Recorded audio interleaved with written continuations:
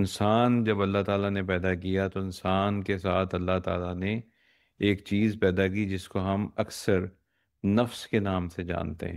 English میں ہم اس کو کہتے ہیں انر سیلف ہے، اردو میں ہم اس کو خود ہی کہتے ہیں۔ نفس، انسان کے اندر جتنی بھی خواہشات پیدا ہوتی ہیں تو ایکچولی وہ نفس میں پیدا ہوتی ہیں۔ یہ خواہشات اچھی بھی ہو سکتی ہیں، یہ خواہشات بری بھی ہو سکتی ہیں۔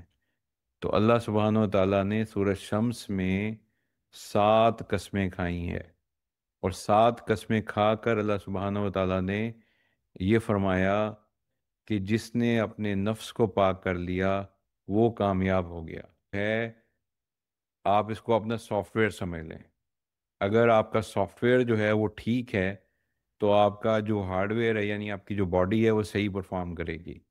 اور اگر آپ کے سافٹ ویئر میں کرپشن ہو گئی ہے، آپ کا سافٹ ویئر خراب ہو گیا ہے، تو جس طرح آپ لوگوں کا کمپیوٹر کام کرنا بند کر دیتا ہے، جس طرح آپ لوگوں کا موبائل کام کرنا بند کر دیتا ہے، اسی طرح آپ کا جسم بھی مال فنکشن کرنا شروع کر دیتا ہے۔ آپ کا جسم جو ہے وہ، اس کو نماز پڑھنے کا اس میں دل نہیں لگے گا، اس کو جو ہے وہ نیک کام کرنے کا دل نہیں کرے گا، ہر برا کام اس کو اچھا لگنے لگ جائے گا۔